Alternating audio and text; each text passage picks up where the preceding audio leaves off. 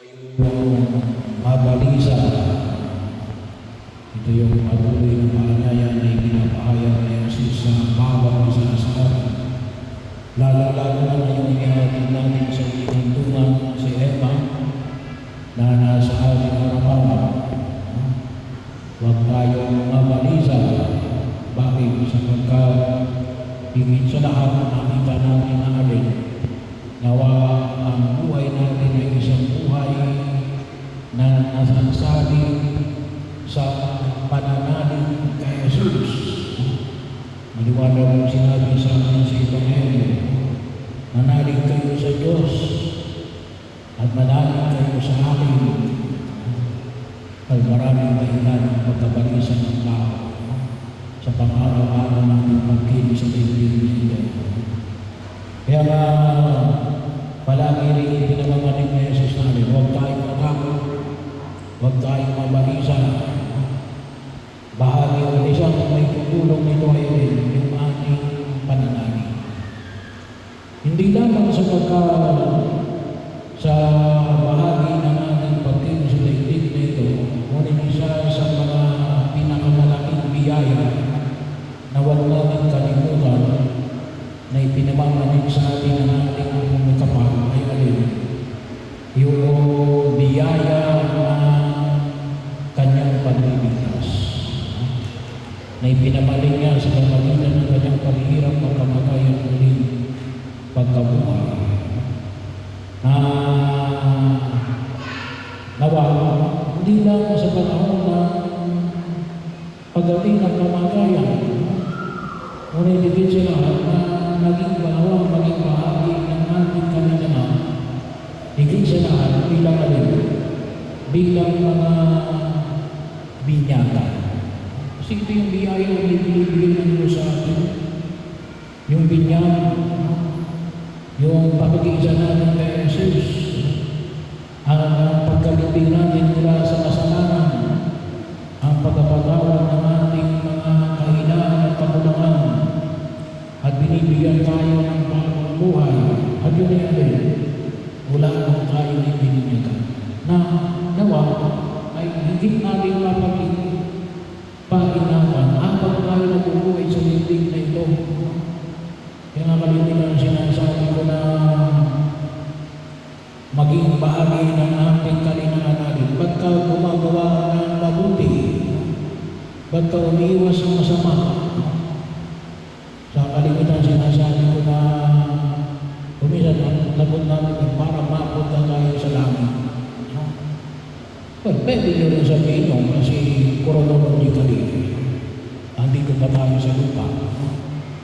Pero mas tama ko yung sagot natin, ba't ka nagpapakabuti, ba't ka gumagawa ng mabuti, ba't ka umiiwas ng masama? Kasi yung pagpapakabuti ang pag-iwas ng masama rin, gawain nyo ng alin ng mga tagalangit. At kailan tayo naging nagalangit? Bagaman tayo nasa lupa pa, ay gawa ng binyag. Kailan, kumisa, nakikita natin ay tayo mga tagalumpala. Kaya kumisa, sabi na natin tao lang ako. Hindi ka lang tao. Gawa ng Jesus ay tayo ay alin, ay inihanda niya para doon sa kanyang kaharian sa langit. Kung tutusin, yun yung original na plano ng Diyos sa atin mula pa ng likhain ng Diyos ang sanlibutan. Nasira lamang gawa ng pagdating ng kasalanan.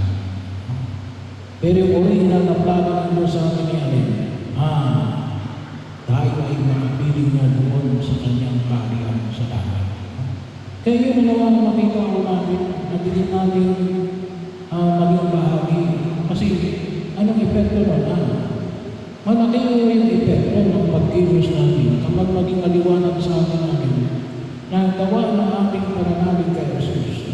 Yun ang magiging gabay sa ating pagkilos. Kaya ano sinabi niya sa Ebanghelyo, ako ang daan, ang katotohanan ng buhay. Sa Jesus na magiging bahagi ng ating pagkilos. sa pagtahan natin sa daigdig na ito. Kasi yun yung nawa yung gagawin sa atin sa pagkilos kung bakit higit na mahalaga yung buhay na ipinagkaloob niya sa atin bilang mga panalangin. At doon din nakasalalay kung paano natin mapaglalabanan ang anumang bagay na magdudulot sa atin ng kasalanan na siyang naging sanhi ng ating kapahamakan. Kaya parang yung masabi nga natin, kaya tayo lumaranas ng kapahamakan. Bakit? Pumasok yung kasalanan. Bakit pumasok yung kasalanan? Pinagayaan natin pumasok yung kasalanan. Huwag natin hayaan ang pumasok yung kasalanan. So, sabi nga paano natin mapaglalaban? Maniwala tayo at pagtibayin tayo ng alina. Kinakailangan magkaroon ng kadadagan ng ating kalooban na alina na tayo ay mga anak ng Diyos, nais ng Diyos, na higit natin pakinabangan ang biyaya ng kanyang pagliligtas.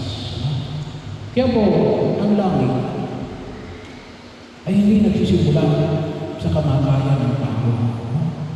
Ang langit ay nagsimula noong tayo ay bininyagan. Noong si Emma ay tumanggap ng sakramento ng binyag. At yung kamatayan ay kaganapan lamang ng pangako na ito na ipinagkaloob ng Diyos sa bawat isa sa atin.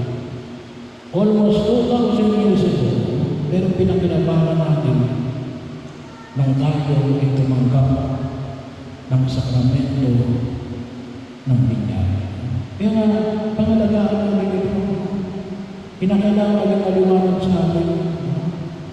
Kasi yung minsan, sinasabi natin, kaya lang ako nagkakasala kasi tao lang. Hindi.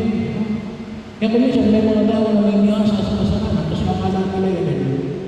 Parang wala tayong lakas na labanan ng kasalanan. Hindi. Tayo mga anak ng Diyos. At yun yung biyaya na nawawag namin kalimutan upang higit namin pakinabangan ang biyaya ng pagliligtas ng buong na ikaw. Hindi naman sinabi ng Jesus na, dito ka sa lupa. At pagkatapos sa labanan mo yung kasalanan, pagkatapos hindi yan ay binigyan ng lakas. Binigyan niya tayo ng lakas. Kaya lang, kung minsan hindi natin nagagamit. Bakit? Ay, hindi pala natin alam na binigyan tayo ng lakas na labanan ng kasalanan. Kaya ito nawa maging bahagi ng ating kalinanganan na idinudulot ng ating pananampalataya. Idinudulot ng ating pagsampalataya kay Jesus na nagdudulot ng buhay na ganap at buhay na walang